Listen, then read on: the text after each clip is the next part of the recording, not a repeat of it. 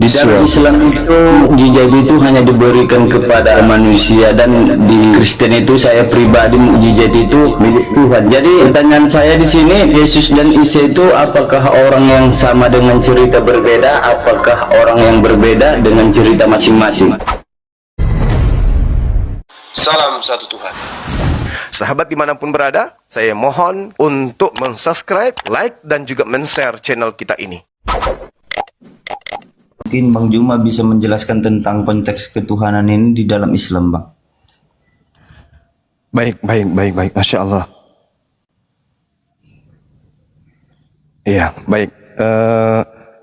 Abangku udah sondi, saya bernarasi bentar ya, abangku sayang. Bismillahirrahmanirrahim. Bagaimana konsep Tuhan di dalam Islam? Nah, kita dudukkan perkara dulu. Apa perkara itu? Permasalahan. Yang kita sedang bahas ini adalah pencipta langit dan bumi. Yang kita bahas bukan ciptaan berupa malaikat yang hebat luar biasa, berupa nabi yang luar biasa hebatnya, berupa rasul yang hebatnya luar biasa. Bukan. Tapi yang kita sedang ingin bahas ini tentang pencipta alam semesta. Ketika kita berbicara mengenai pencipta alam semesta, berarti kita sedang berbicara tentang entitas tunggal yang absolut. Apa itu? Hakikat yang mengadakan segala sesuatu yang bisa kita rasa, yang kita lihat, yang kita olah di dalam benak dan akal kita. Nah, kita sebagai manusia berada pada ufuk yang berbeda dengan pencipta. Manusia yang sedang ingin mencari Tuhan itu sebagai ciptaan, di mana kita yang sedang mencari Tuhan ini menempati ruang dan menempuh perjalanan relativitas waktu. Ini sering saya sampaikan. Sedangkan Tuhan itu terbebas dari ruang, terbebas dari perjalanan relativitas waktu. Jadi mustahil kemudian Tuhan itu bisa kita jelaskan terkait dengan wujudnya. Itu mustahil. Nah, sebagai sahabat Kristen, saya ingin menyampaikan, mengingatkan kembali 1 Yohanes 4 nomor 12. Tidak ada satu manusia pun di atas muka bumi ini yang pernah melihat Tuhan. Saya ulang, 1 Yohanes 4 nomor 12, tidak ada satu manusia pun di atas muka bumi ini yang pernah melihat Tuhan. Itu dulu. Yohanes 1 nomor 18, tidak ada satu manusia pun yang pernah melihat Tuhan. Itu dulu. Yohanes 5 nomor 37, tidak ada satu manusia pun yang pernah melihat Tuhan. Itu dulu. Yesaya, kemudian Yeremia, kemudian Samuel, tidak ada manusia yang bisa melihat Sang Maha Tinggi, disebabkan Tuhan yang Maha Tinggi itu tidak serupa dengan apapun. Jadi apa yang bisa kita dengar, apa yang bisa kita lihat, itu tidak bisa diserupakan dengan Tuhan. Kata siapa? Kata kitab 2 Samuel 7:22, Yeremia 10 nomor 16. Al-Quran mengatakan apa? Laisa kamislihi syai', tidak serupa dengan apapun Allah itu. Nah sekarang, bagaimana Tuhan itu bisa kita kenal? Bagaimana pencipta kita itu bisa kita rasakan adanya? Bagaimana Tuhan ini bisa kita imani bahwa hakikatnya itu benar-benar ada? Maka kemudian Tuhan pencipta langit dan bumi menciptakan dua alam. Apa itu? Makrokosmos dan mikrokosmos. Makro dan mikro. Tuhan menciptakan dua alam. Untuk apa? Untuk memberikan tanda bahwa Tuhan itu hadir. Ya, mudah-mudahan saudara ini, karena menurut Dinda Ardiansa, saudara sudah pernah bertanya-tanya tentang Islam. Mudah-mudahan Anda punya tingkat penangkap indera Anda itu, namanya akal dan kuping, itu bisa menelaah pernyataan-pernyataan saya. Jadi Tuhan ini ingin dikenal. Dengan cara apa Allah memperkenalkan dirinya? Dengan menciptakan dua alam sebagai pertanda bahwa dia itu ada. Tuhan menciptakan dua alam agar manusia sadar bahwa Tuhan itu ada. Saya ulang. Allah yang maha suci lagi maha tinggi menciptakan dua alam untuk menyampaikan sinyal kepada manusia bahwa dia, Allah itu ada. Yang tadi yang saya katakan makro mikro.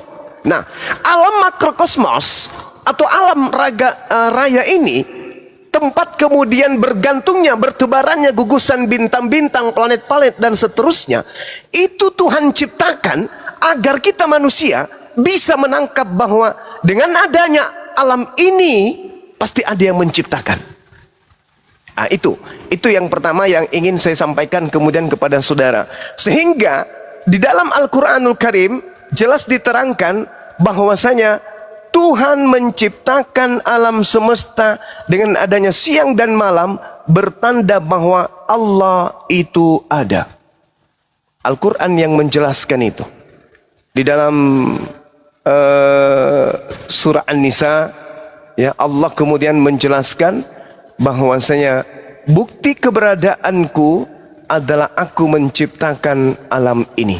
Dengan adanya siang dan malam membuktikan kepada manusia bahwa aku itu ada.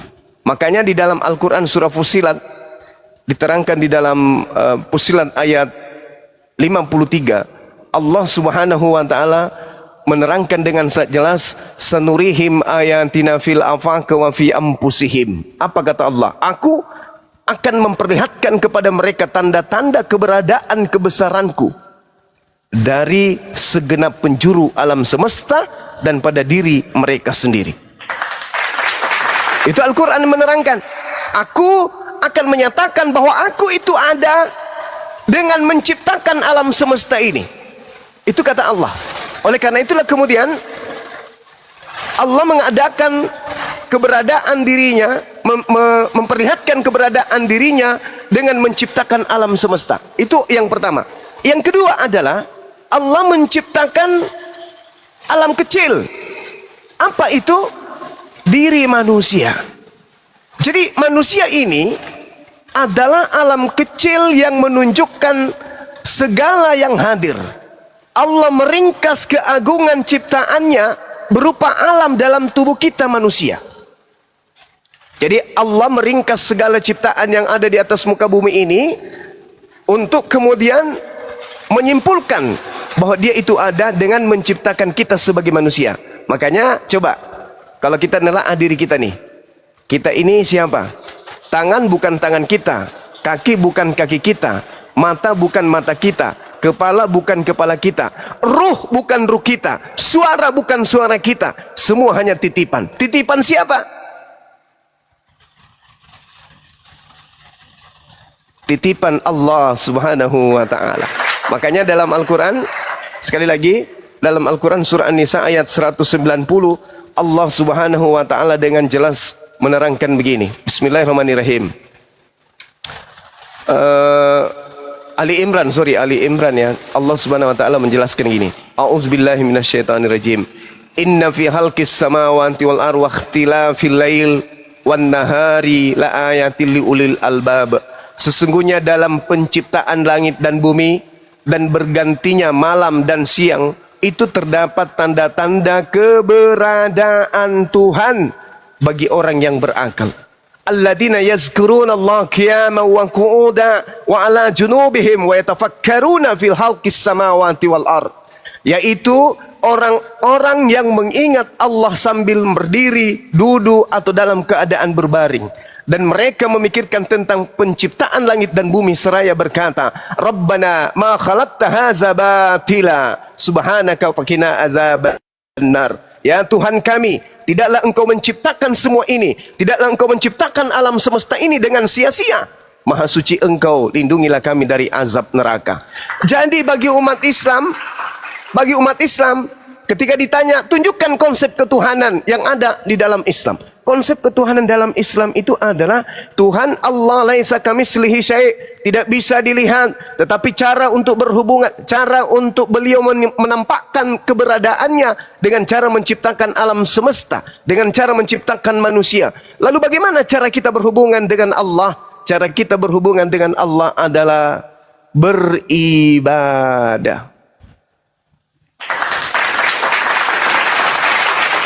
Dengan cara kita beribadah, dengan cara kita sujud, berdoa, itulah cara kita berhubungan dengan Allah. Pertanyaannya sekarang, ibadah seperti apa yang benar? Ibadah yang kayak mana yang benar? cara menyembah Tuhan yang mana yang benar. Karena Tuhan itu maha melihat, maha mendengar, maha menyaksikan, maha mengetahui. Contoh, saya masuk ke masjid, berdiri, angkat tangan, Allahu Akbar. Duhai Engkau yang maha besar. Nah, Allah pencipta langit dan bumi, yang maha melihat, maha mendengar, tahu, oh ini hambaku si fulan lagi memujiku. Alhamdulillahi Rabbil Alamin. Segala puji bagi Allah, Tuhan semesta alam. Tuhan tersenyum. Masya Allah, Masya Allah. Hambanya sedang memuji Tuhannya. Nah, tapi kalau di agama lain, yang disuruh entah apa-apa yang dipanggilnya untuk dia Tuhan kan. Kalau di Islam, Rabbana innaka man tudkhilin nar faqad akhzaita wa ma lizzalimina min ansar. Ya Tuhan alam semesta, Tuhan kami, sesungguhnya orang yang Engkau masukkan ke dalam neraka, sungguh Engkau telah menghinakannya, dan tidak ada seorang penolong pun bagi orang yang zalim. Lalu kemudian umat Islam melanjutkan doanya, Rabbana innana sami'na munadiya yunadi lil iman an aminu bi rabbikum fa amanna. Ya Tuhan kami, sesungguhnya kami mendengar orang yang menyeru kepada iman, yaitu berimanlah kepada Tuhanmu, Rabbus samawati wal ar, Tuhan pencipta langit dan bumi, maka kami pun beriman. Rabbana faghfir lana dzunubana wa kaffir anna sayyi'atina wa tawaffana ma'al abrar. Ya Tuhan kami, ampunilah dosa-dosa kami, hapuskanlah kesalahan-kesalahan kami, dan matikanlah kami beserta orang-orang yang taat berbakti kepadamu. Rabbana wa atina ma wa'adtana ala rusulika wa la tukhzina yaumal qiyamah innaka la tukhliful mi'ad. Ya Tuhan kami, Rabbus samawati wal ar, pencipta langit dan bumi, berilah kami apa yang telah Engkau janjikan kepada kami melalui rasul-rasulmu, dan janganlah Engkau hinakan kami pada hari kiamat. Sungguh Engkau tidak pernah mengingkari janji. Subhanallah. Kami menyeru kepada pencipta langit dan bumi yang menciptakan dua alam tadi, makrokosmos dan mikrokosmos. Itulah cara kami beribadah. Jadi kami tidak memvisualisasikan Tuhan, membentuk Tuhan berupa patung, membentuk Tuhan berupa manusia, membentuk Tuhan berupa burung, membentuk Tuhan berupa apapun itu. Kami tidak seperti itu. Kenapa? Karena Tuhan kami laisa kamitslihi syai'. Begitu hati kami berseru, Ya Rabb, Ya Tuhan yang maha melihat, Tuhan kami melihat, Tuhan kami mendengar, Tuhan kami menyaksikan. Tuhan kemudian tersenyum. Subhanallah. Nah, tapi kalau yang menyembah kepada makhluk, menyembah kepada ciptaan, itu kayak mana itu? Yang menciptakan geleng-geleng. Oh, hati-hati, sebentar kalau kiamat datang. Nah, itu ancaman-ancaman. Jadi sekali lagi saudara, kesimpulannya adalah ketika Anda berbicara mengenai konsep Tuhan, Allah Subhanahu wa taala meliputi langit dan bumi.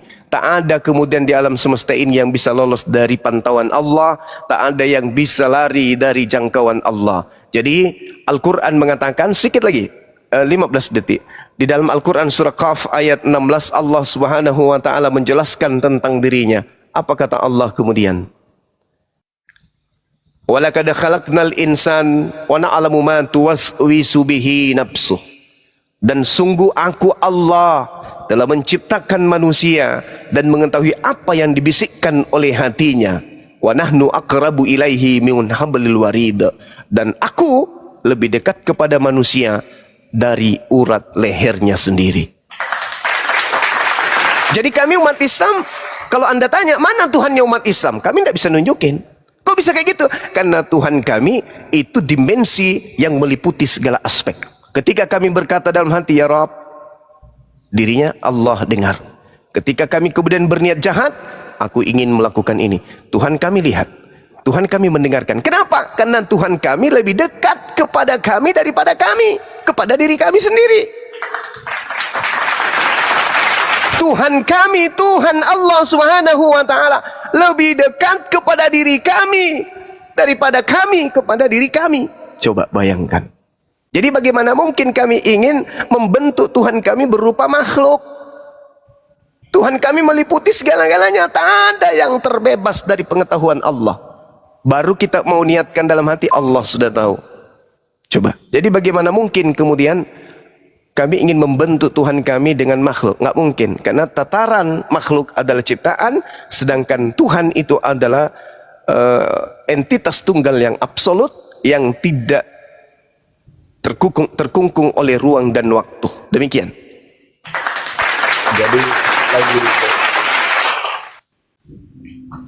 Jadi kan kalau ini saya tidak membawa keyakinan saya ya, cuman saya di sini membawa akal sehat saya ya, Bang.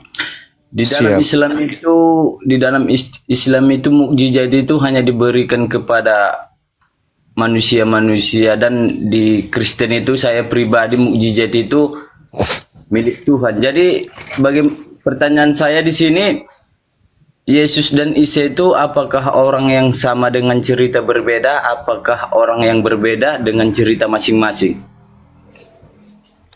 Oke, baik. Ketika berbicara tentang Nabi Isa, Al-Quran kemudian menjelaskan kepada kami, ya, ketika berbicara terkait dengan sosok yang datang di tengah-tengah Bani Israel, lahir tanpa ayah, kemudian diberi mukjizat oleh Allah, kami beriman wa wahablana lahu ishaqa wa yaqub wa ja'alna fi zurriyyatihi nubuwah.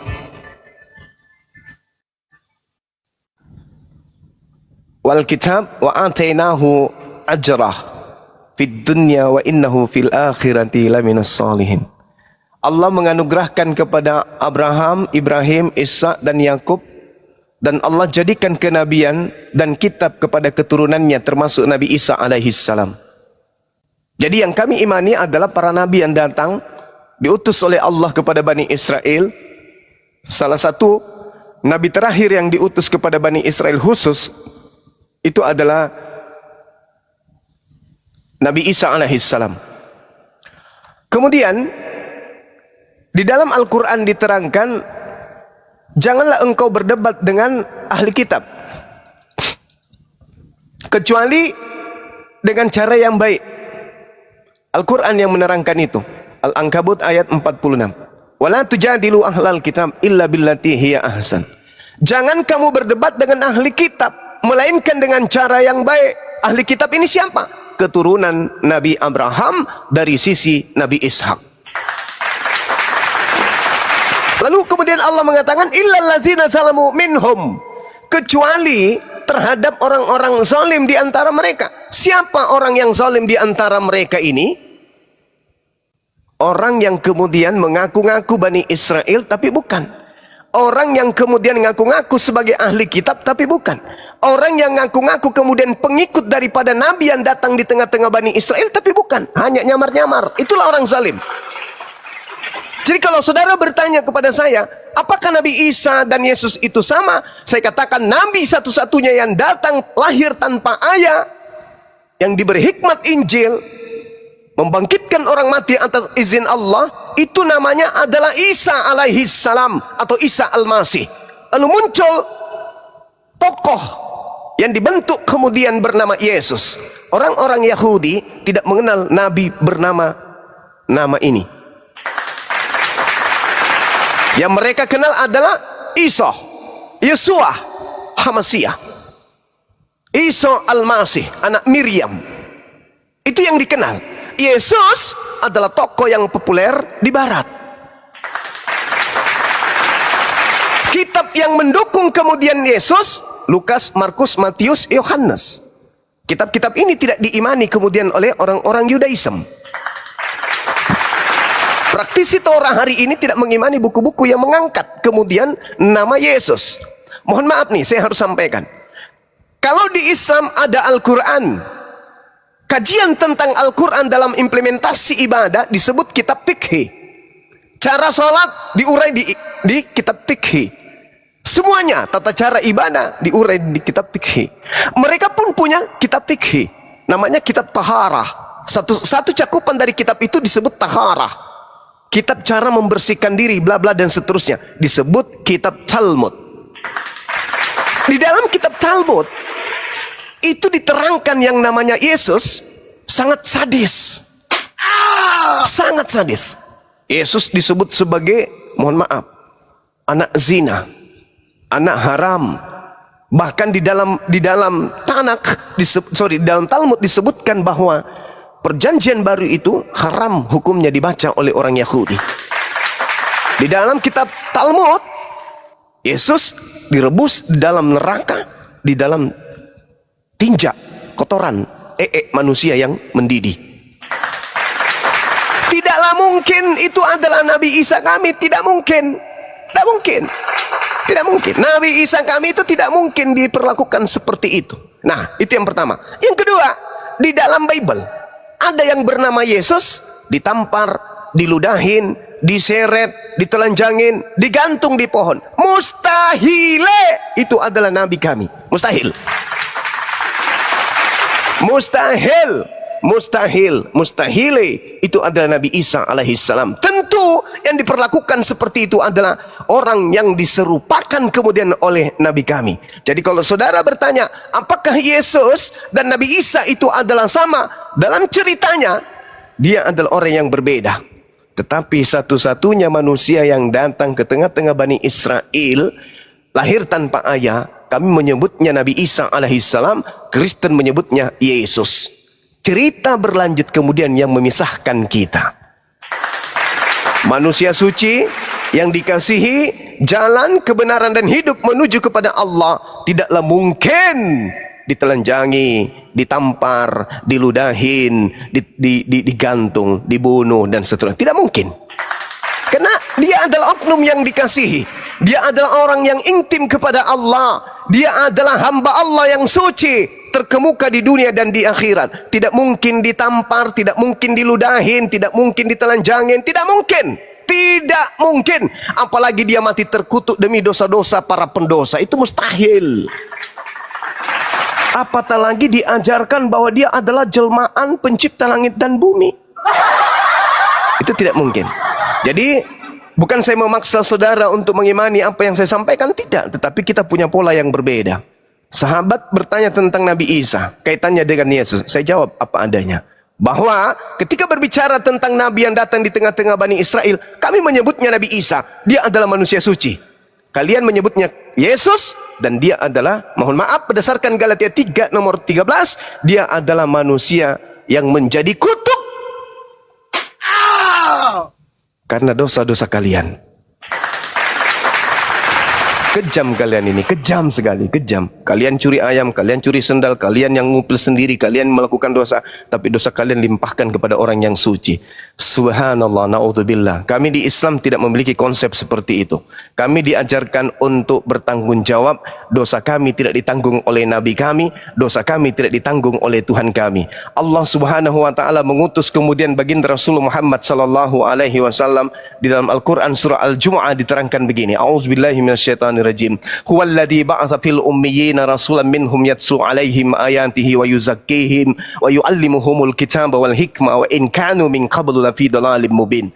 Allah mengutus seorang rasul dari kaum jahiliyah, dari kalangan mereka sendiri, yang membacakan tentang ayat-ayat suci Allah, yang mensucikan jiwa mereka, mensucikan umatnya, dan mengajarkan kepada umatnya kitab dan hikmah, yaitu sunnah, meskipun sebelumnya mereka benar-benar dalam kesesatan yang nyata. Subhanallah.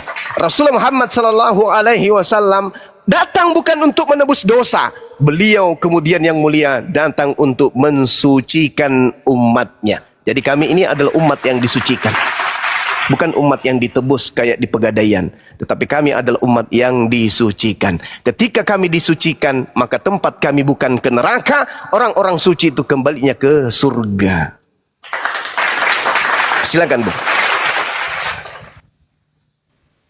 Jadi begini Bang, kan memang dengan akal pribadi saya, Tuhan itu kan tidak menyerupai makhluk ciptaannya. Makanya saya sangat tertarik dengan Islam. Tetapi ada sedikit keraguan tentang pertemuan Musa dengan Tuhan itu. Di situ kan ada api yang menyala dan apa di situ pohonnya kalau nggak salah ya.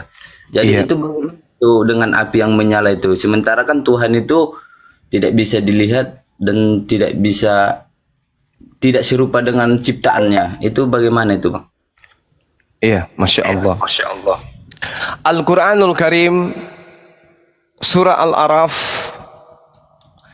ayat 143 menceritakan gini. A'udzubillahi minasyaitonirrajim. Walamma jaa Musa limiqatina wa kallamahu rabbuhu. Dan ketika Musa datang bermunajat pada waktu yang telah ditentukan dan Tuhan berfirman kepadanya, "Ya Musa." Lalu Musa kemudian berkata, "Ya Tuhanku, tampakkanlah dirimu kepada aku agar aku dapat melihat engkau. Aku tahu engkau ada. Aku yakin engkau ada ya Rabb. Tahu aku. Aku paham betul bahwa dirimu itu ada. Aku ingin melihat kamu ya Rabb. Izinkan aku. Aku ingin melihatmu. Pingin kali. Aku tahu engkau ada. Aku yakin dirimu itu ada. Engkau wujud ada. Tapi aku ingin melihatmu ya Rabb." Karena Allah kemudian tidak ingin mengecewakan nabinya Nabi Musa alaihissalam. Ketika kemudian Nabi Musa mengatakan, "Rabbi arini anzur ilaik." Wahai Tuhanku, aku beriman, aku percaya kamu itu ada ya Allah. Namun izinkan aku ingin melihatmu. Aku ingin lihat kamu. Kamu itu seperti apa adanya? Allah kemudian menjawab pada Nabi Musa, "Lantarani. Lantarani, kamu tidak akan pernah bisa melihat aku." Tapi oleh karena Allah tidak mau mengecewakan Nabi Musa alaihissalam, setelah Nabi Musa kemudian terkagum-kagum selama di gunung Tursina atau Sinai, melihat batu-batu, air yang mengalir di lereng-lerengnya yang indah, bergantinya siang dan malam, burung-burung yang terbang. Lalu Allah kemudian berfirman, "Walakin inzur ilal jabal fa in istaqarra makanahu fasawfa tarani." Itu yang diterangkan kemudian. Coba kau lihat gunung ini Musa. Kau lihat batu-batu ini di sekitarmu. Kalau mereka bisa menampung kedatanganku, maka kau akan bisa melihatku. Apa yang terjadi saudara? Allah melanjutkan, "Falamma tajalla rabbuhu lil jabal." Waktu Allah baru niat mau datang, belum datang padahal, belum datang kemudian, ja'alahu daqqa, semua gunung batu itu hancur lebur, tak mampu menampung kedatangan Allah. Wa harra Musa saifa. Lalu apa yang terjadi terhadap Musa? Pingsan. Tiba-tiba dia kemudian tidak sadarkan diri. Dan saat Nabi Musa tersadar, beliau Nabi Musa kemudian mengucapkan, "Amantu billah." Saya beriman kepadamu ya Allah. Saya beriman kepadamu. Benar-benar aku tak mampu melihatmu. Berarti fakta lapangan, nabi-nabi aja nggak pernah melihat Tuhan. Kok ada yang menulis-menulis Bible melihat Tuhan, ada yang membunuh Tuhan, ada yang melahirkan Tuhan. Jadi Allah itu tidak bisa kemudian diserupakan. Laisa kamitslihi syai'. Allah itu tidak bisa dilihat. Allah tidak bisa dilihat. Oleh karena itulah kemudian ketika saudara bertanya, Nabi Musa melihat api, Nabi Musa mendengarkan suara, Al-Quran menjawab dalam Quran Asyura, surah Asyura ayat 51, Allah subhanahu wa ta'ala menerangkan apa? "Wa ma kana li basharin ayyukallimahullah illa wahya aw min wara hijaba aw yursila rasulan."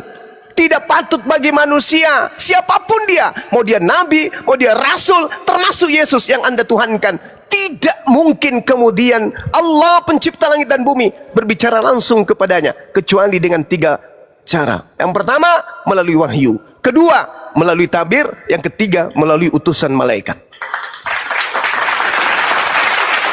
yang terjadi kemudian kepada Nabi Musa alaihissalam, Allah berbicara kepadanya melalui tabir. Allah berbicara kepadanya melalui perantaraan wahyu. Allah kemudian berbicara kepada Nabi Musa melalui malaikat. Kalau Anda kurang yakin dengan Al-Quran, silakan Anda baca di dalam kitab Kisah Para Rasul 7, nomor 35, nomor 38, nomor 53. Subhanallah, di situ diceritakan lengkap. Nabi Musa kemudian menerima Taurat dari pernyataan-pernyataan para malaikat. Jadi yang datang kepada Nabi Musa bukan Allah, tapi Allah berbicara kepadanya melalui perantaraan tabir. Wa ma kana li basharin ayyukallimahullah illa wahya aw min wara hijab aw yursila rasulan. Makanya Nabi Musa diceritakan Allah mengatakan lan tarani walakin insur ilal jabal fa in istaqarra makanahu fasawfa tarani falamma tajalla rabbuhu lil jabal ja'alahu dakkan wa kharra Musa sa'iqa. Itu yang jelaskan. Falamma afaqa qala subhanaka tubtu ilaika wa ana awwalul mu'minin. Maka Nabi Musa mengatakan, di antara kaumku, wahai Tuhanku, akulah yang pertama kemudian menjadi mukmin, menjadi muslim, menjadi beriman pada masaku. Demikian.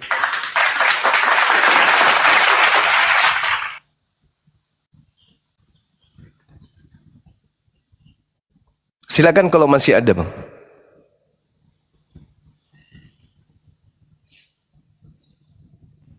Jadi Ya dong, pria.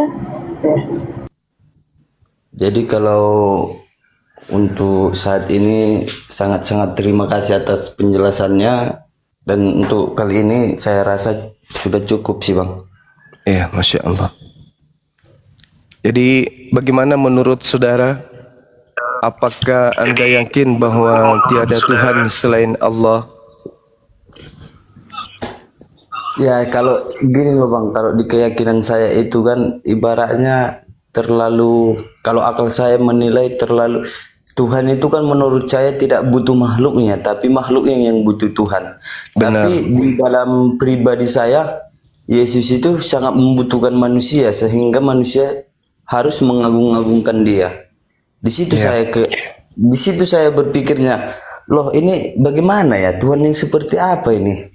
Gitu loh Bang. Jadi kan memang saya sangat tertarik tentang Islam ini, dan istri saya juga selalu menyatakan bahwa coba pelajari dulu Islam itu seperti apa itu, gitu Bang. Masya Allah. Iya, jadi orang yang belajar itulah yang kemudian akan sampai kepada Al-Quran. Orang yang tidak belajar itu tidak akan sampai kepada Islam, kecuali mereka yang lahir dalam keadaan Islam. Karena Allah Subhanahu wa taala menjelaskan kemudian bahwa orang yang bisa mendekatkan diri kepada Allah adalah orang yang menggunakan akalnya. Orang yang tidak menggunakan akal tidak mungkin kemudian sampai kepada Allah. Itulah yang saya terangkan tadi terkait dengan eksistensi Tuhan. Tuhan ingin dikenal dengan cara mencipta alam semesta. Karena Dia bukan makhluk. Dia bukan makhluk.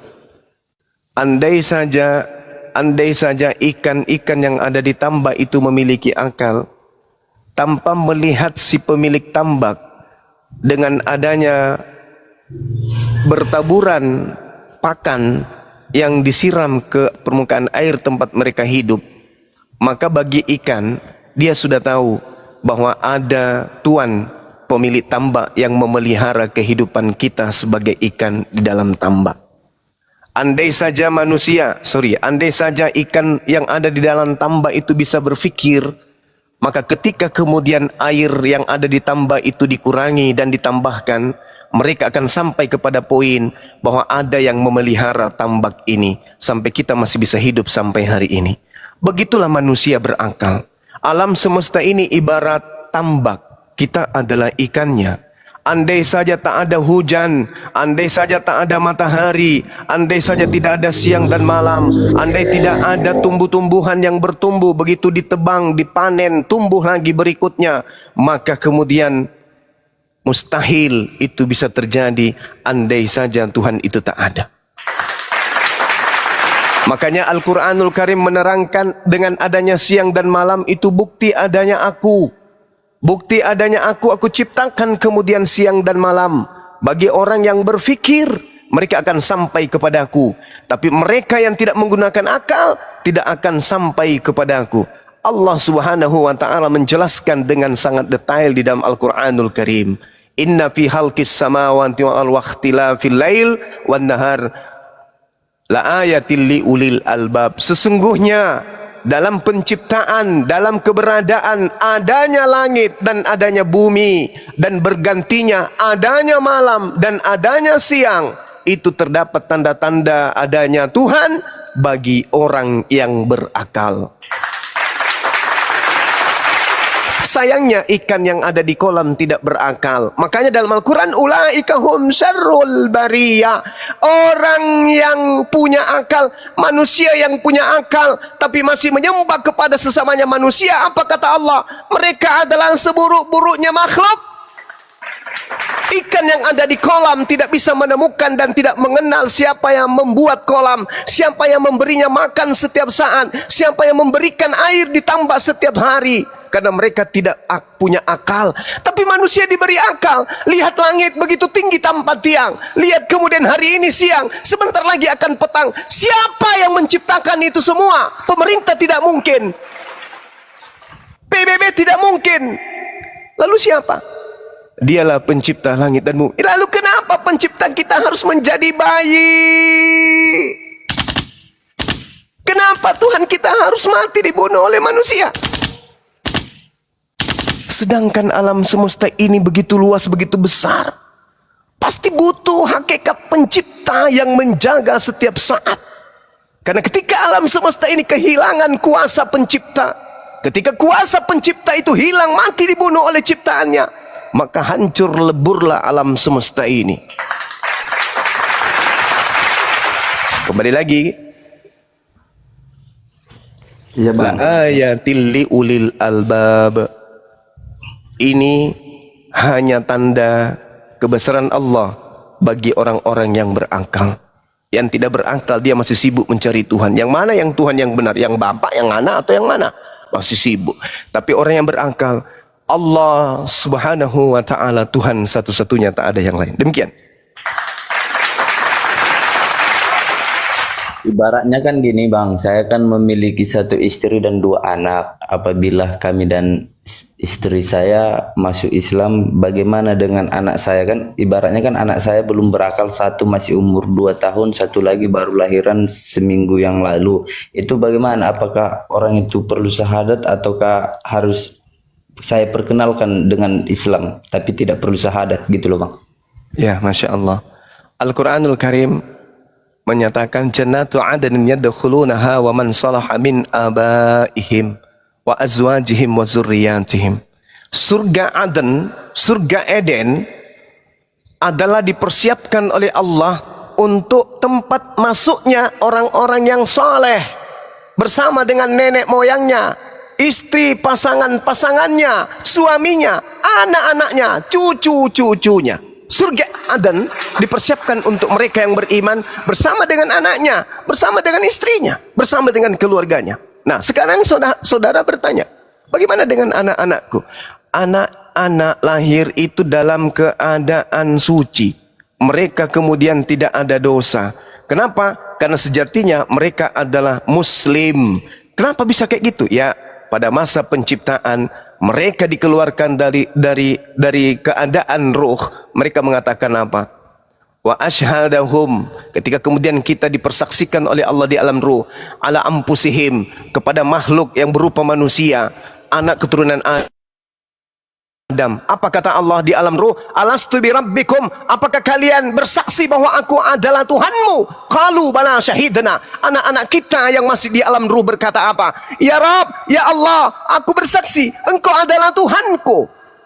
Subhanallah. lahirlah anak kita. Begitu di alam ruh anak kita bersaksi di hadapan Tuhan, engkau adalah Tuhanku. Begitu lahir jadi anak kita, justru kita mengajarkan mereka menjadi kafir, ingkar terhadap syahadatnya di alam ruh. Kita ajak mereka kemudian menyembah kepada yang bukan Tuhan. Nah, bagaimana dengan anak kita? Anak kita belum balik, mereka kemudian itu masih suci, mereka masih tertuntun dengan syahadatnya di alam ruh. Mereka berkata, bala syahidna, aku bersaksi engkau adalah Tuhanku. Begitu masuk ke dunia dibungkus oleh daging, dipengaruhi kemudian kita. Tapi ketika kita kemudian menjadi muslim, maka kewajiban kita kemudian menjaga anak-anak kita untuk menjadi muslim. Kalau mereka belum balik, ajak sholat, ajak mengajar belajar mengaji. Tidak perlu disyahadatkan anak-anak kecil itu, nggak perlu. Dia akan mengikut apa yang dilakukan oleh kedua orang tuanya. Setelah sahabat ini suami istri masuk Islam, perdalam Islam, rajin sholat, belajar mengaji, bimbing anak-anak kita menjadi anak yang soleh dan soleha. Karena itu adalah perintah di dalam Al-Quran. Ya ayyuhalladzina amanu qu anfusakum wa ahlikum nara. Wahai orang-orang beriman, jaga dirimu dan istrimu, anak-anakmu, cucumu dari api neraka. Bagaimana caranya kita menjaga diri kita? Kita dulu yang menjadi contoh. Apa yang harus kita contohkan? Sholat. Kita contohkan istri kita, saya sholat loh, sholat juga ya ma, iya pak, sholat. Anak-anak kita diajarin sholat ya ma, iya pak, sholat. Subuh hari berjalan bergandengan tangan ke masjid, subhanallah. Pulang dari masjid bersama-sama bersendagura olahraga kecil, kemudian ngaji-ngaji kecil, ngaji sedikit maksudnya, habis itu mandi bertebaran kemudian di atas muka bumi, bapak ke kantor, istri masak, habis itu anak sekolah, anak pulang, ibu mengajak anak-anaknya kemudian untuk sholat, ajak mereka mengaji bla bla, suami datang cium tangan, salaman, menikmati kehidupan keluarga, mawaddah warahmah. Subhanallah, mati masuk surga karena Allah mengatakan di dalam Al-Quranul Karim surah Ar-Ra'd, jannatu adnin yadkhulunaha wa man salaha min abaihim wa azwajihim wa zurriyatihim. Subhanallah, Islam, keluarga Islam dipersiapkan surga Aden di mana kita masuk di dalamnya bersama dengan anak kita, istri kita. Kalau di dunia ini Bung, di dunia ini tempat terindah, taruhlah misalnya di Dubai, tempat terindah, kita datang ke sana bersama dengan anak, dengan istri kita. Tapi sifatnya sementara. 1 bulan paling lama balik ke Indonesia. Tapi kalau di surga, selama-lamanya bersama dengan orang-orang yang kita cintai. Subhanallah. Di dunia ini bersama dengan anak istri kita, kita bahagia saja, luar biasa. Apatah lagi di jannah, di surga, hidup kekal bersama dengan orang-orang yang kita cintai. Kita tidak kehilangan ibu, kita tidak kehilangan ayah, kita tidak kehilangan kakak, saudara, adik, semuanya satu keluarga masuk ke dalam surga dengan penuh fasilitas dan kebahagiaan yang tak ada taranya dan tak ada akhirnya. Siapa yang tidak ingin? Semuanya ingin. Pertanyaannya, apakah itu pasti ada? Pasti ada, Bung. Saya kasih analisa sederhana. Sebelum saya berangkat ke Jakarta, saya berpikir, ya Rob, saya tinggalkan pekerjaan ke Jakarta, habis itu ke Bandung, siap itu ke Medan, balik lagi, tembus ke Cibubur, nanti ke mana-mana, sebulan lebih loh, lama yo, lama, sebelum terjadi lama. Hari ini saya sudah ada di Makassar kembali, sebulan itu hanya seperti 2 menit. Artinya relativitas waktu sebelum itu terjadi ke depan berasa lama, tapi ketika kita sudah sampai pada poin akhir, kita tengok ke belakang, ternyata yang kemarin sebulan itu cuma sampai 2 menit kurasa. Artinya apa? Apakah surga neraka itu ada? Ada. Kita sedang menuju ke sana. Berasa lama karena kita masih ada di sini. Tapi begitu sampai kepada ajal datang, tak tak tak tak. Wahai si Fulan, oksigen yang Tuhan persiapkan untukmu, Allah habiskan untukmu hari ini. Tanah yang engkau pijak, tak mau lagi engkau injak dengan kakimu itu. Dunia sudah enggan engkau tinggalin, saatnya aku datang menjemputmu untuk kembali kepada alam barzakh. Ada yang bisa melawan? Tak ada. Ada jabatan, ada pangkat, ada ilmu bela diri yang bisa melawan, tak ada. Detik-detik itu menghantar kita sampai ke sana. Apa yang terjadi? Sekarang roh kita masih terbungkus oleh daging. Kita masih bisa memilih. Mau makan ini? Nggak enak. Makan ini? Jangan, bagus yang ini. Mau pergi? Jangan hari ini. Hari Selasa aja. Jangan minggu ini. Minggu depan aja. Kita masih punya kehendak free will. Tapi ketika kemudian jasad kembali ke tanah, roh tinggal sendiri saja. Apa yang roh ingin kehendaki, tak bisa lagi. Roh tidak punya apa-apa lagi. Roh sudah tidak punya daya apa-apa. Saya ingin ke Jakarta, saya ingin ke Bandung, enggak ada. Lalu apa yang terjadi? Roh sepenuhnya bertunduk kepada aturan Allah. Roh tidak bisa ngapa-ngapain. Ya Rabb, apa? Pulang ke bumi lagi. Mau ngapain? Aku ingin bersatu dengan jasadku lagi. Enggak, belum saatnya. Nanti kusatukan jasadmu pada saat hari kebangkitan. Sekarang belum. Jadi aku begini aja. Ya, nikmatin. Kau di alam roh, ketika di dunia hidupmu banyak melakukan kemaksiatan, tengok tuh, aku putarkan videomu. Itu tempat kembalimu nanti. Lihat itu neraka sampai kiamat datang. Ya Rabb, jangan ya Rabb. Tidak bisa, itu amalanmu. Di dunia kau sudah bertemu dengan orang-orang beriman kan? Di dunia kau bertemu dengan umat nabiku. Aku ajarkan mereka untuk menyampaikan risalah kenabian yang mengajarkan kamu kepada kebenaran kan? Iya. Kamu lalai kan? Iya. Nah, lihat tuh video. Ini tempat kembalimu. Maka alam barzah itu disebut dengan alam penyesalan. Kita mau balik ke bumi, gimana ceritanya? Daging kita sudah membusuk. Kalaupun kita terpaksa harus masuk ke dalam jasad yang sudah membusuk, keluar dari bumi, anak istri kita mau terima? Orang di kampung mau terima? Orang sekota mau terima kita? Tidak. Akan menggemparkan dunia bahwa mayat hidup berjalan dengan badan yang membusuk. Kita dipikir apa? Setan. Jadi tak ada tempat kembali. Maka sebelum detik itu datang, la ilaha illallah Muhammad Rasulullah. Hanya itu solusinya. Kenapa? Pada saat jasad tertimbun 2 meter dari permukaan tanah, jasad tak bisa bergerak apapun. Apa yang bisa kita lakukan? Harta tak bisa apa-apa.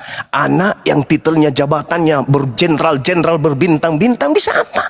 Istri kita yang punya harta berlimpah-limpah bisa apa? Tak bisa apa-apa. Kita tak bisa melakukan apa-apa. Tugas kita sekarang adalah menghadap kepada keridaan pencipta.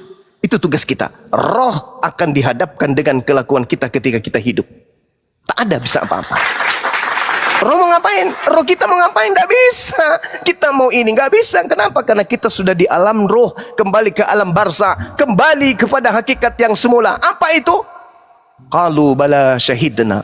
Persaksian kita dipertanggungjawabkan kepada Allah. Dulu kamu waktu di alam roh, kamu mengatakan kamu bersaksi aku ini adalah Tuhanmu. Iya kan? Iya. Kok kamu begitu masuk di dunia? Aku berikan akal. Tapi kenapa kamu lengah? Kenapa justru kamu melupakan aku? Alastu birambikum. Kamu jawab, bala syahidna. Begitu kau di dunia, tidak kutinggalkan kau menjadi yatim piatu. Aku utus nabi, aku utus orang-orang berimanku, aku utus orang cendekiawan dari agama yang kuridai. Aku kasih kau kitab suci. Kitab suciku kubiarkan kemudian murni sampai kiamat. Kenapa kau nggak pakai? Malah kau pilih surat kabar. Ada kitab sebagai pedoman untuk kembali kepada jalanku siratul mustaqim. Aku sengaja menjaga kitabku, aku sengaja menjaga kalamku, agar aku adil kepada seluruh makhlukku setelah nabi yang terakhir aku utus. Tapi mengapa kamu lebih memilih ingkar, memilih zalim, menjadi orang munafik, menjadi orang kafir? Saatnya sekarang kau hidup dengan ulahmu sendiri. Ketika kamu ada di dunia, kamu sombong, kamu ponga, hanya jabatan sedikit aja kamu sombong, merasa kau paling hebat. Orang semuanya kecil. Dengan jabatanmu kau merasa sombong. Dengan apa yang kau miliki kau memandang rendah semua orang. Sekarang kamu apa? Jabatanmu mana? Hartamu mana? Panggil. Sembahan-sembahanmu yang hebat-hebat itu panggil. Yang konon katanya dia membangkit, dia yang kemudian berikan hidup kekal, panggil. Yang katanya dia menebus dosa-dosamu, panggil sekarang. Hadapkan dia kepadaku.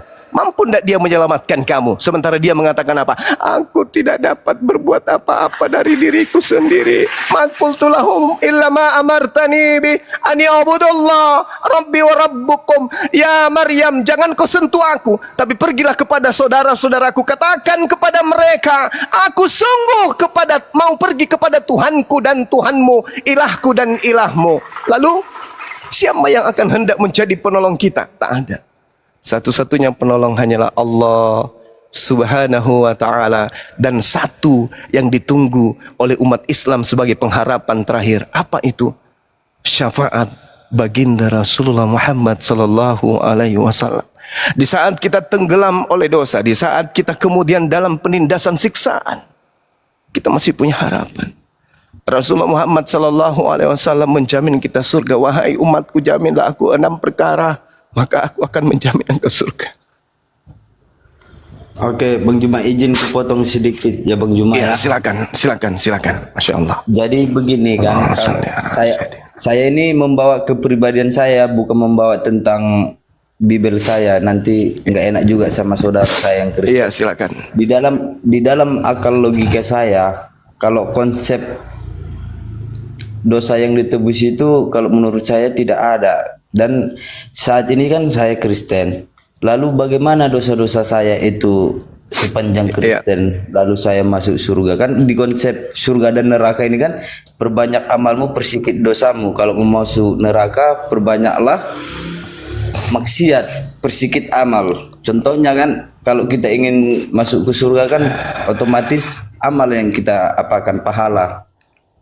Jadi bagaimana dosa saya sebelum-sebelumnya? Allahu Akbar, Masya Allah. Jadi Al-Quranul Karim menerangkan gini. A'udzubillah minasyaitonirrajim. Yauma yajma'ukum liyaumil jam'i. Zalika yaumut tagabun. Wa may yu'min billah wa ya'mal salihan yukaffir anhu sayyi'at wa yudkhilhu jannah tajri min tahtihal anhar khalidina fiha abada. Sayyi'atihi wa yudkhilhu jannah. Ingatlah pada hari ketika Allah mengumpulkan seluruh umat manusia. Itulah hari di mana Allah akan mengungkapkan semua dosa-dosa manusia. Dan barang siapa beriman kepada Allah dan mengerjakan kebajikan, niscaya Allah akan menghapus dosa-dosanya seluruhnya dan memasukkannya ke dalam surga. Mereka kekal di dalamnya selama-lamanya. Itulah kemenangan yang agung. Jadi ketika hari ini Anda bersyahadat beriman kepada Allah, seluruh dosa-dosa Anda itu dihapuskan oleh Allah. Dan kebaikan-kebaikan yang pernah Anda lakukan itu masih dipertahankan, dipertanggungkan untuk diberikan kepada Anda.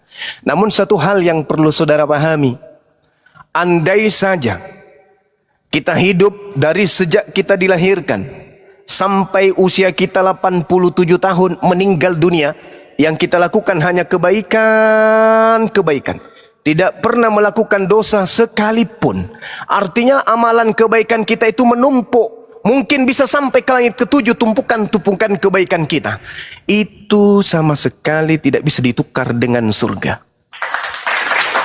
Jangankan amalan kebaikan kita ditukar dengan surga, ditukar dengan 1 biji mata yang Tuhan berikan kepada kita ini saja nggak sanggup.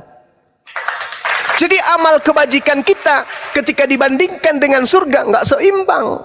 Surga tempat kenikmatan yang tiada tara dan kekal. Amalan kita berapa sih?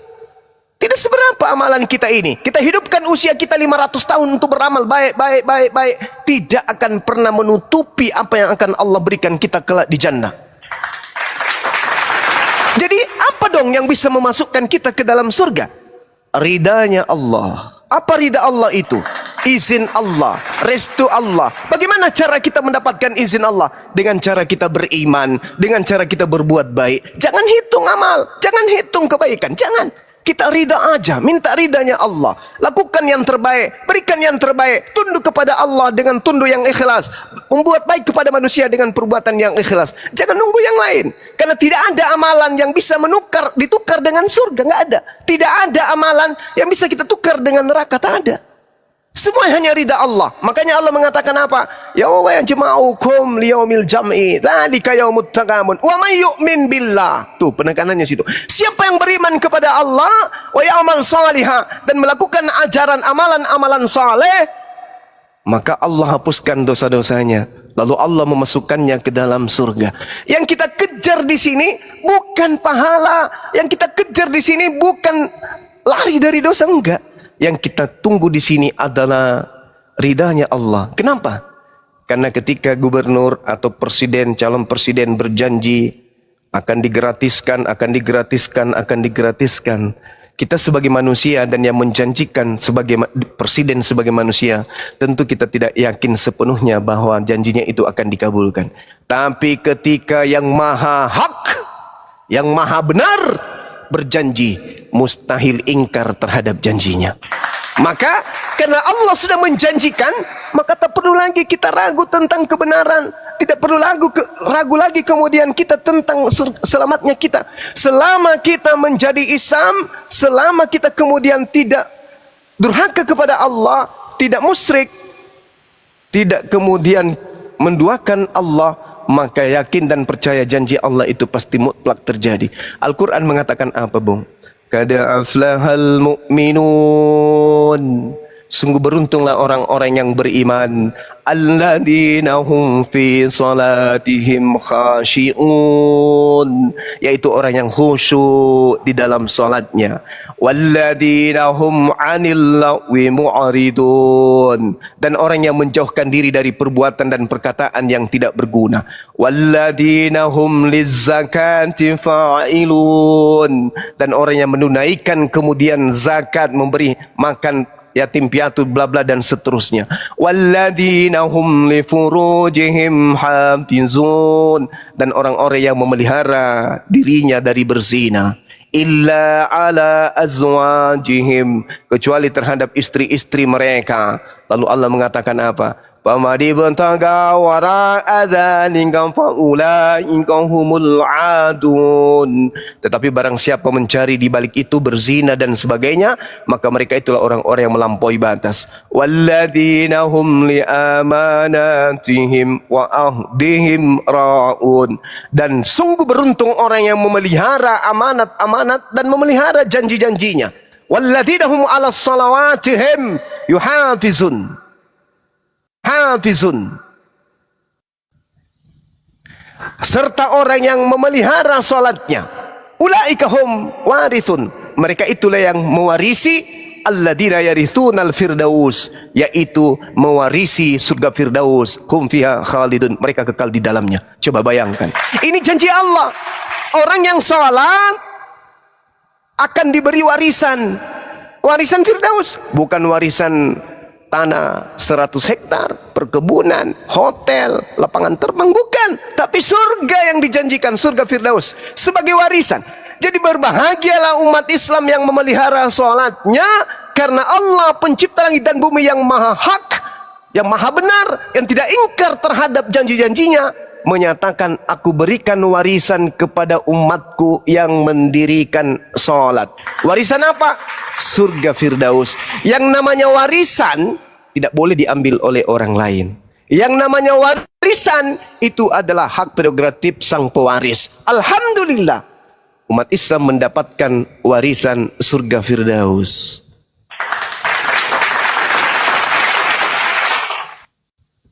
Subhanallah. Silakan, Bang. Jadi dosa Anda itu dihapus ketika Anda kemudian beriman kepada Allah, beramal soleh. Lanjut.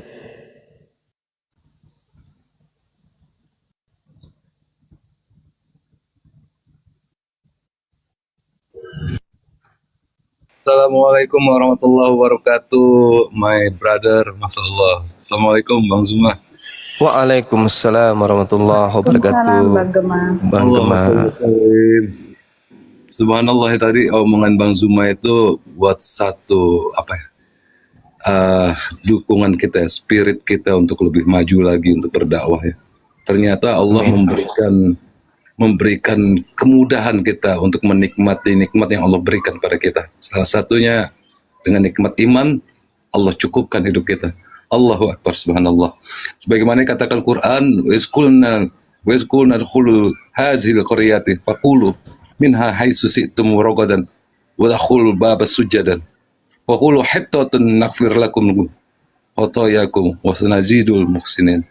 Di sini Allah mengatakan kalau kita berbuat baik, ikhlas pada Allah, apa yang kita mau, Allah akan penuhi kebutuhan kita, bukan sekundernya, tapi pokoknya, primernya kita dibutuhkan. Yang kita butuhkan itu dipenuhi oleh Allah. Itu saya katakan pasti. Ingat ya Bang Zuma ya, 2 tahun yang lalu saya datang Kalimantan dalam keadaan nggak ada apa-apa. Alhamdulillah Bang, Allah hebat ya Bang. Allahu Akbar. Satu rokok batang saya itu nggak ada yang kurang di sini Bang. Allahu Akbar. Masya Allah, subhanallah. Demi Allah, wallah, la ilaha illallah ya. Saya bersumpah ini, detik ini saya menjaga sholat saya dan Allah nggak pernah melupakan rezeki untuk saya. Masya Allah.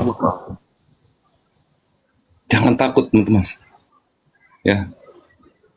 Terus jalan membawa Zuma ini. Dia ini orang yang selalu istiqomah di jalan Allah. Qul hazi sabili ad'u ila Allah ala basiratin wa man ittaba'atani wa subhanallahi wa ma ana minal musyrikin. Ya, itu jalannya Rasulullah itu yang dilakukan sama Bang Zuma ini. Apa harga diri kita kalau seandainya kita itu sampai menjual nama agama kita demi kebutuhan perut kita, demi jabatan, demi ketenaran? Gak ada itu semua. Ini Allah akan angkat derajat manusia itu pada saat kita tuh bicara sesuai dengan agama kita. Ini dia contohnya orang ini. Kita berjibaku dulu dengan Bang Zuma. Iya. Alhamdulillah. Itu. Makanya saya salut sama orang, ya Allahu Akbar abang kita ini. Ya kita bareng-bareng kita lindungin para mufasir kita, para ulama-ulama kita. Ini termasuk ulama kita dia. Ulama kita, yang namanya ulama itu orang berilmu. Mari kita berjibaku sekarang untuk melindungi para ulama kita. Jangan sampai kita mengikuti seperti Al-Maidah ayat 63. Mentang-mentang dia ulama, lalu terjadi penghinaan, penghujat kepada Islam. Kita duduk manis saja di rumah. Itu Allah benci sama orang-orang kayak gitu. Surat Al-Maidah ayat 63, silakan dibaca. Na'udzubillah summa na'udzubillah. Astagfirullahaladzim.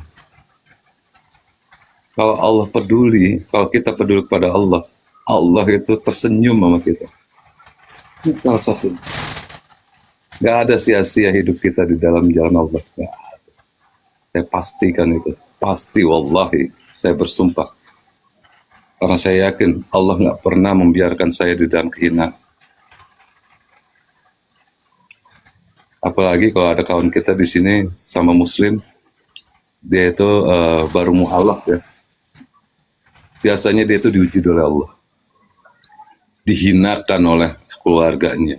Diusir dari keluarganya. Tapi ingat, Anda itu sudah menjadi saudara kami, saudara seiman kami, yang di antara kami akan memberikan syafaat dengan yang lainnya. Insya Allah, dengan adanya Komal ini, semakin banyak syafaat-syafaat yang akan kita dapat dari saudara kita. Subhanallah. Lanjut Bang Zuma. Saya gemetar setiap ngomong Bang Zuma ini. Mungkin lagi lapar Bang. Bukan Bang. Belum tidur kali. Bukan Bang. Bagaimana mau tidur, orang bantalnya belum dibalikin. Itu bantal Spiderman kapan dibalikin?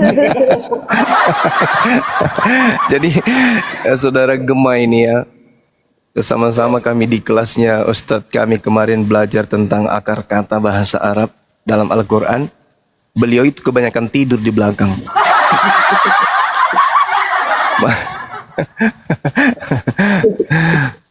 Oke, kita kembalikan Bang Gemah ke sahabat kita yang bertanya. Silakan kalau masih ada yang ingin dipertanyakan. Dan segini loh Bang, kan saya ibaratnya sudah memeluk agama Islam. Lalu bacaan sholat itu saya tidak mengerti. Apa boleh saya hanya sekedar ikut saja di masjid? Iya. Awalnya ikut, setelah itu belajar. Karena perintahnya ikra. Ikra itu artinya belajar. Belajar, telaah, pelajari. tadabburi, itu Iqra bismi rabbikal ladzi khalaq. Maka kita sebagai umat Islam harus benar-benar berilmu. Kita ibadah, kita tahu ilmunya. Kita melakukan satu hukum, kita tahu ilmunya. Ya, tapi karena sahabat ini mu'alaf, maka belajar pelan-pelan, belajar pelan-pelan. Kenapa? Karena ilmu yang kita pelajari dalam Islam, ketika kita belajar, mati dalam keadaan belajar Islam, mati syahid. Kita belajar, apa yang kita pelajari lalu kemudian kita ajarkan kepada anak kita, kepada orang lain, maka amalan yang kita lakukan itu mengalir terus menerus sampai hari kiamat. Misalnya nih, saudara belajar surah Al-Fatihah. Bismillahirrahmanirrahim. Alhamdulillahi rabbil alamin. Ar-Rahmanirrahim. Maliki yaumiddin. Iyyaka na'budu wa iyyaka nasta'in. Ihdinas siratal mustaqim. Siratal ladzina an'amta 'alaihim ghairil maghdubi 'alaihim waladdallin. Amin. Hanya itu yang Anda bisa. Lalu sahabat ini ajarkan kepada anak-anaknya. Besok hari dia hafal bacaan itu dari antum, dari saudara. Begitu kita sudah tak ada di dunia, setiap kali dia membaca surah itu karena kita yang ngajarin, pahalanya ngalir juga ke kita. Beliau anak kita ngajarkan kepada cucu kita juga mempelajari dan menghafal ayat itu dan mengamalkan. Setiap kali cucu kita membaca, pahalanya mengalir ke kita. Cicit kita diajarin juga, begitu terus menerus. Dia menjadi santri, dia pesantren, dia dirikan sekolah-sekolah, dia ajarkan semua siswanya bacaan Al-Fatihah, maka seluruh bacaan Fatihah murid-muridnya itu pahalanya mengalir kepada kita. Subhanallah. Inilah indahnya Islam. Makanya usia umatnya Nabi Muhammad itu diperpendek. Kenapa? Cakupan cari amalnya itu sangat luas. Bayangkan saja puasanya itu senilai dengan 1000 bulan. Kalau 1000 bulan itu berapa tahun itu abang-abang? Kalau 1000 bulan. Kalau 1 tahun 12 bulan. Kalau 100 tahun berarti taruhlah 8. 8 kali 10 berarti berapa itu? 8 tahun. Subhanallah. Gila. Berarti sama halnya, misalnya 86 tahun kita berpuasa sebulan penuh, itu pahalanya sama dengan kita beribadah selama 86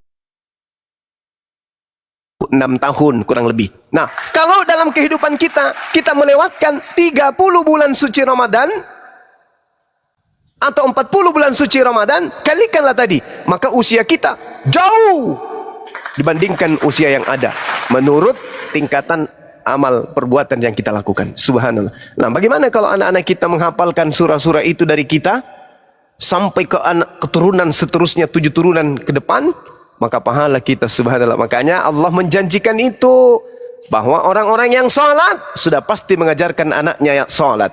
Orang-orang yang menjaga amanah sudah pasti menjaga anaknya untuk mencari amanah.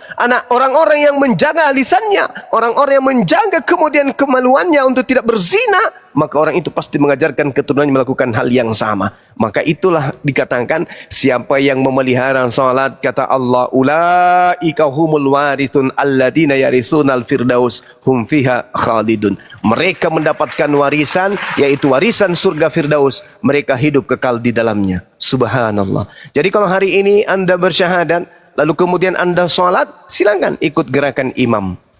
Lambat laun, mau tidak mau pasti sahabat ini akan belajar. Akhirnya menjadi guru dalam rumah tangga. Ingat tadi, ya ayyuhalladzina amanu qu anfusakum. Wahai orang beriman, jaga dirimu. Jadi kita harus berilmu dulu, jaga diri kita. Habis itu kita ajari anak istri kita. Kalau itu sudah terjadi, subhanallah, indahnya hidup ini. Silakan.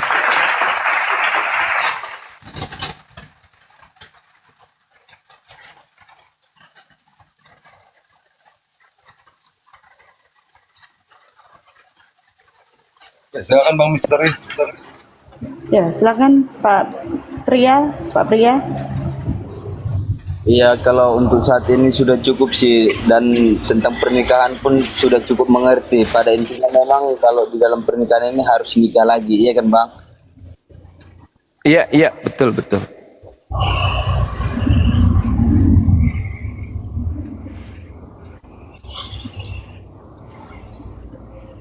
Dan bagaimana itu Bang, kan di Islam itu kan orang yang menghafal Al-Quran, anak yang menghafal Al-Quran bisa untuk menyelamatkan kedua orang tuanya di alam sana nanti. Jadi bagaimana saya seorang mualaf misalnya, tapi orang tua saya belum Islam. Tentu kan di konsep Islam ini kan yang bukan Islam tidak akan masuk surga. Dan apabila saya masuk surga dan orang tua saya tidak masuk surga, apakah bisa saya menolong orang tua saya tersebut di satu saat nanti? Masya Allah, pertanyaan yang sangat bagus. Saya jawab, Al-Quranul Karim surah Al-Anbiya ayat 23. Apa kata Allah? La yus'alu amma yaf'al wahum yus'alun. Allah tidak ditanya tentang apa yang Allah kerjakan.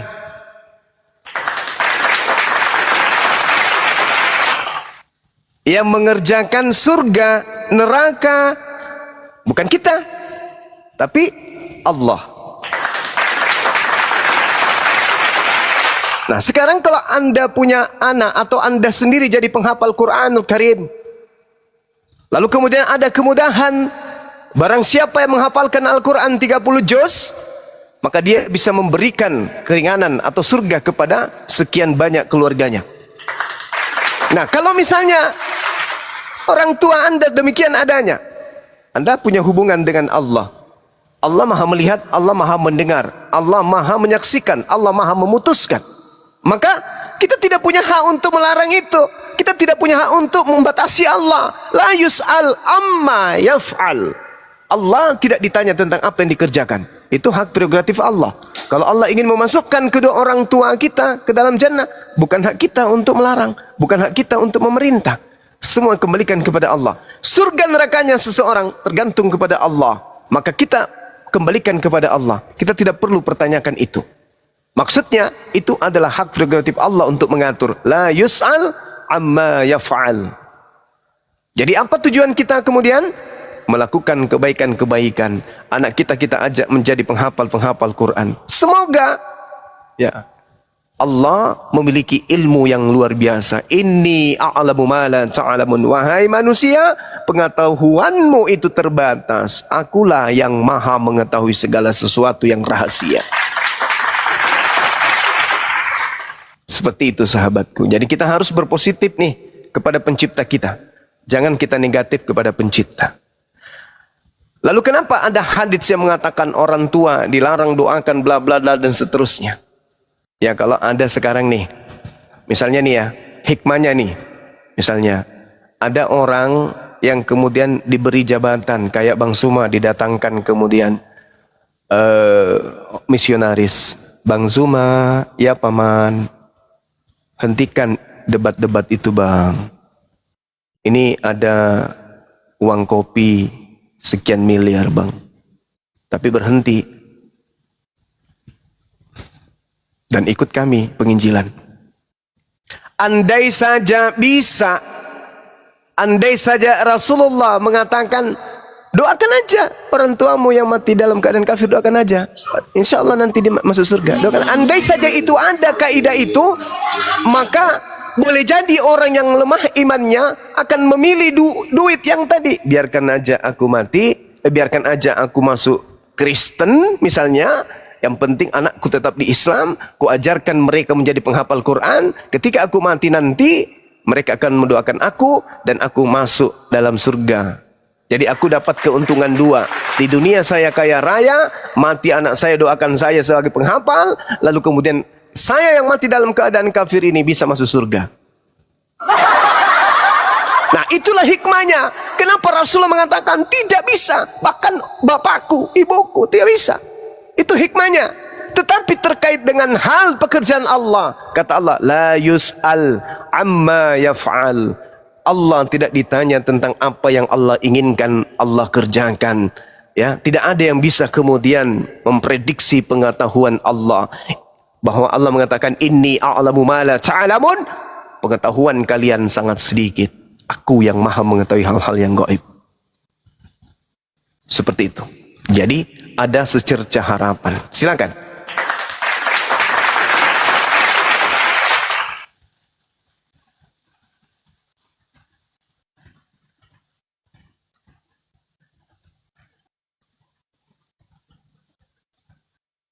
Ya, Pak Pri ya. Monitor. Iya Kak. Ya, silakan.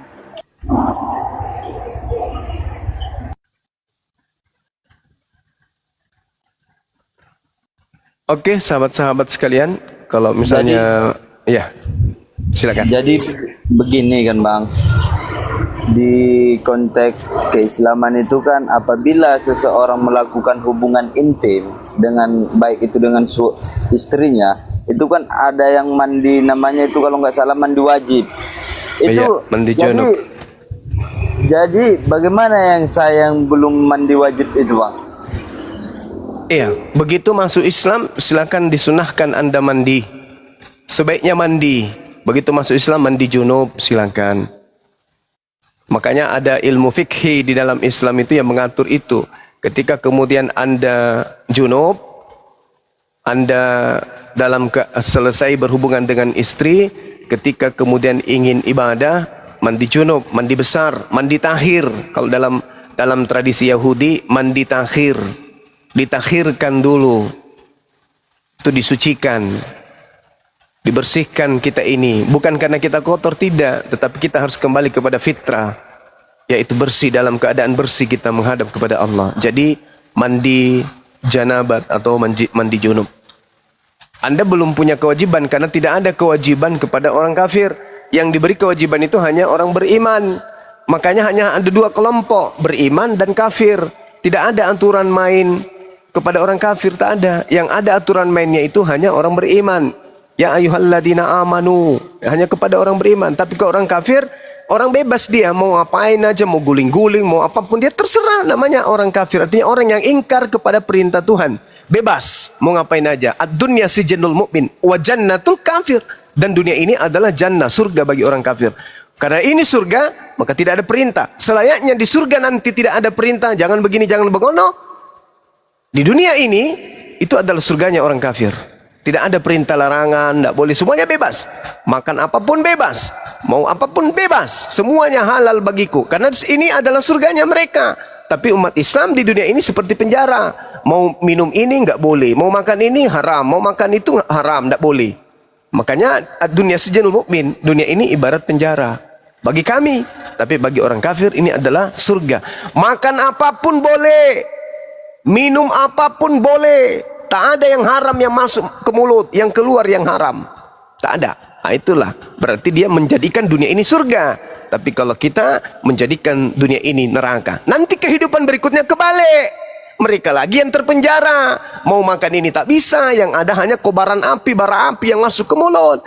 Cairan timah yang mendidih yang dimasukkan ke dalam mulutnya. Hanya itu, nggak bisa lagi terpenjara dia. Sementara kita di surga bebas merdeka. Subhanallah. Dalam kehidupan abadi kekal, umat Islam bebas sebebas-bebasnya menikmati segala kenikmatan atas balasan iman dan amalan saleh ketika di dunia. Karena Allah meridai, Allah memberi janji kepada orang-orang yang beriman tersebut. Kehidupan sementara ini mengecoh kita untuk melakukan kemaksiatan dan tabir keindahan surga itu tertutup. Tapi ketika kita masuk ke dalam roh, surga bisa kita lihat, neraka bisa kita lihat. Karena kita sudah hidup di alam roh. Ketika surga neraka kita lihat, ternyata amalan kita di dunia mengantarkan kita kepada neraka, disitulah hari penyesalan yang tak ada taranya. Tapi ketika orang beriman di dunia mati, rohnya bahagia selama-lamanya. Karena mereka melihat, ya Allah, kapan kiamat? Segeralah kiamat ya Rabb. Aku sudah nggak tahan masuk ke sana ya Rabb.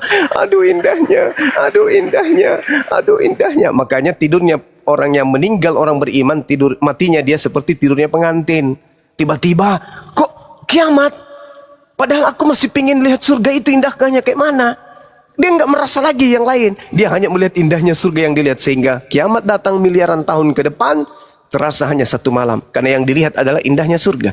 Tapi orang yang siksa di kubur melihat neraka.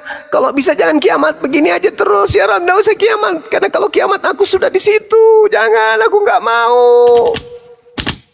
Maka yuk manfaatkan sisa-sisa hidup kita ini untuk melakukan amalan soleh.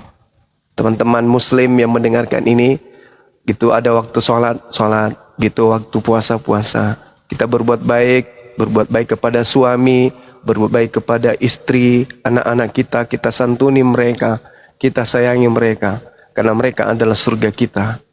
Kalau kita jahat kepada mereka, mereka menjadi neraka kita. Oleh karena itu ciptakan keluarga yang bahagia, rahmatan lil alamin.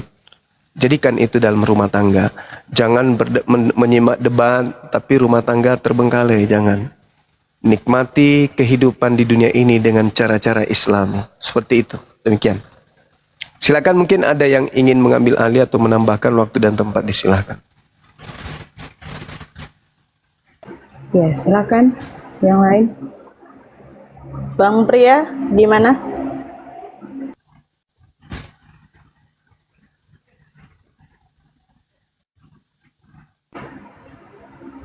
Bang Pria.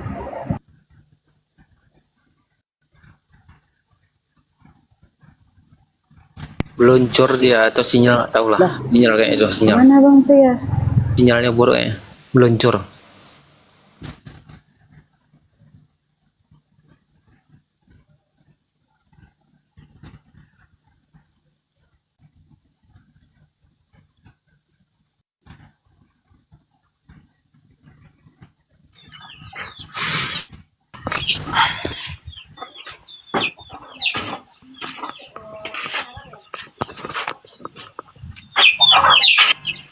Ya, selamat siang Bang Daud.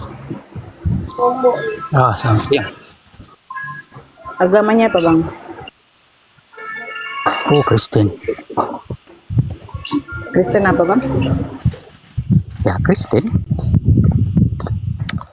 Denomnya apa Bang? Berapa sih Kristen? Ya. Silakan. Bang Yang mana Juma sama? monitor. Iya. Ini ada pasien Bang. Iya, silakan. Di mana itu semua yang Allah perkasa, Bapa yang kekal, itu adalah baginda Muhammad.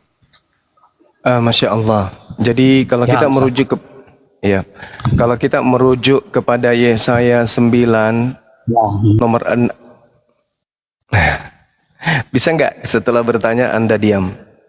Atau kalau Anda masih mau berbicara, silakan. Saya diam. Silakan. Silakan, Bung.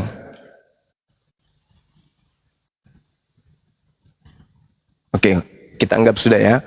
Nah, di dalam kitabnya orang Yahudi, ketika dikatakan Kielet Yulat Lanu Beni Tan Lanu, di situ diterangkan sebab seorang anak telah lahir, Yulat, telah lahir. Jadi ini tidak merujuk kepada Yesus. Karena dikatakan orang-orang kemudian menyebutnya penasihat ajaib, Allah yang perkasa, Bapa yang kekal, Raja damai.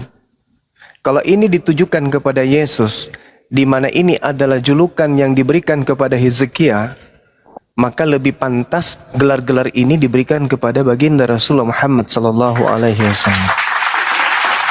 Karena kenapa? Yesus bukan penasihat ajaib. Untuk menasihati Yudas aja nggak sanggup dia. Yesus tidak menjalankan kemudian ajaran Allah yang maha perkasa. Tidak. Allah mengajarkan satu ajaran yang justru tertolak oleh kaumnya sendiri. Dia tidak sanggup mengkristenkan kemudian orang Yahudi. Baginda Rasulullah Muhammad SAW perkasa mengislamkan sejazirah Arab, bahkan separuh dari penduduk bumi. Kemudian disebut sebagai Bapa yang kekal. Yesus datang di tengah-tengah Bani Israel, ajarannya cuma berapa saat, kemudian setelah dia pergi, ajarannya hancur lebur. Sedangkan Rasulullah Muhammad SAW datang membawa ajaran La ilaha illallah Muhammad Rasulullah, kekal sampai hari kiamat. Tidak berubah. Kemudian yang terakhir Raja Damai. Yesus tidak bisa mendamaikan antara muridnya dengan orang Roma, antara Yahudi dengan penjajah Romawi, nggak bisa. Sedangkan baginda Rasulullah Muhammad SAW mendamaikan seluruh suku-suku yang bertikai pada masa itu. Bahkan kaumnya, umatnya yang mendamaikan Palestina, mengusir kemudian tentara Romawi yang Yesus tidak sanggup mengusirnya, malah umat baginda Rasulullah Muhammad SAW yang mengusirnya dari tanah Palestina. Berarti baginda Rasulullah ya yang lebih pantas kemudian duduk di Yesaya 9 nomor 6 disebabkan karena semua gelar-gelar yang diberikan kepada anak yang telah lahir di sini itu bisa diberikan kepada baginda Rasulullah Muhammad SAW sesuai dengan fakta yang terjadi. Yesus bisa? Nggak bisa. Tapi ini bukan bercerita tentang Nabi Muhammad. Yesaya 9 nomor 6 bukan bercerita tentang dia, Nabi Muhammad. Tidak bercerita tentang Yesus. Tapi Yesaya 9 nomor 6 ini bercerita tentang Raja Yehuda bernama Hizkia. Seperti itu, Bung. Jadi jangan disulut emosi ya. Santai-santai. Saya kalau lagi santai-santai. Kecuali kalau ada penghujat, nah pasti saya gas juga. Silakan. Assalamualaikum warahmatullahi wabarakatuh. Host, Gurunda, Waalaikumsalam, Bunda. Mbak Sarah. Waalaikumsalam, Bunda Rahma. Waalaikumsalam warahmatullahi wabarakatuh. Oke, terima kasih. Lanjut. Ya, Daud, buka mute-nya.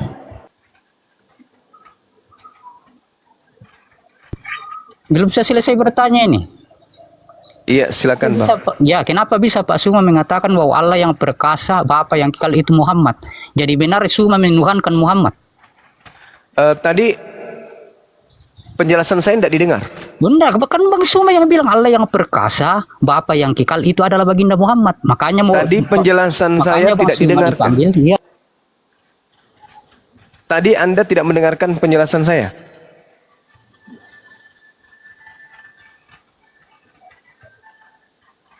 Apakah tadi Anda tidak mendengarkan penjelasan saya?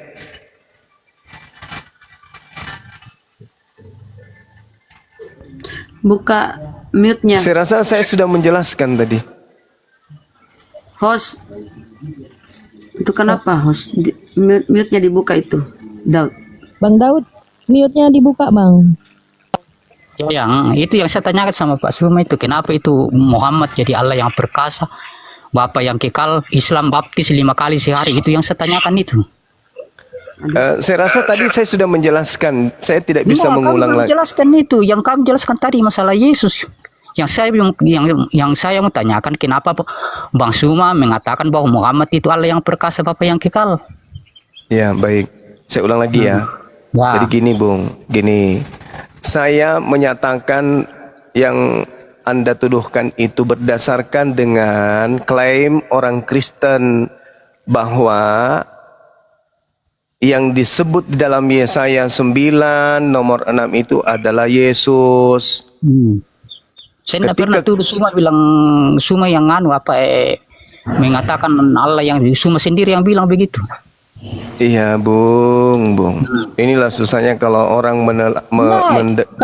kamu yang itu tidak komitmen. Masa saya yang bilang, saya yang tuduh kamu mengatakan Muhammad Allah perkasa, baru kamu sendiri yang bilang begitu. Kamu yang disyaratkan, masa saya yang tuduh kamu? Kamu kan sudah disyaratkan gara-gara itu. Betul itu enggak? Boleh saya jelaskan dulu? Ya, jelaskan, tapi ya, saya jelaskan dulu Bang ya, dengarkan. Ini kesempatan terakhir untuk mendapat ilmu dari Bang Suma. Ya, di dalam kitabnya orang Yahudi dikatakan Kiyelet yulat lanu benitan lanu. Oke, telah lahir, sebab seorang anak telah lahir untuk kita. Oke, orang-orang Kristen menyebutkan Yesaya 9 nomor 6 ini adalah untuk Yesus. Apakah Yesus penasihat ajaib? Tidak. Apakah Yesus Allah yang perkasa? Bukan. Apakah Yesus Bapa yang kekal? Tidak. Apakah Yesus Raja Damai? Tidak juga. Nah, maka saya katakan, kan tadi saya sudah mengatakan Yesaya 9 nomor 6 ini bukan untuk Nabi Muhammad, dan bukan juga untuk Yesus. Ya. Tetapi kalau orang Kristen memaksakan ini untuk Yesus, maka saya katakan ini lebih pas kepada baginda Rasulullah Muhammad SAW. Alasannya apa? Alasannya apa? Satu, Nabi Muhammad SAW itu adalah penasehat alam semesta. Oke. Kedua, Nabi Muhammad SAW itu perkasa di dalam menjalankan ajarannya di atas muka bumi ini. Sampai, kenapa Anda tertawa? Iya, Lucu ya. Buktinya Islam sampai ke Indonesia. Buktinya pasukan Roma yang menguasai Palestina, Yerusalem, diusir oleh beliau. Oke, terbukti kan?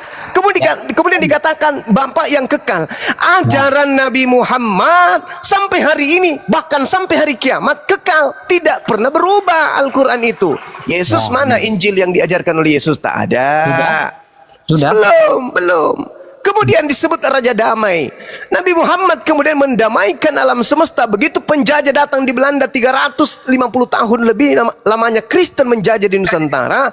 Ajaran Nabi Muhammad datang kemudian mengusir penjajah. Damai Indonesia, merdeka Indonesia. Anda pun bisa menikmati itu. Yesus mendamaikan apa?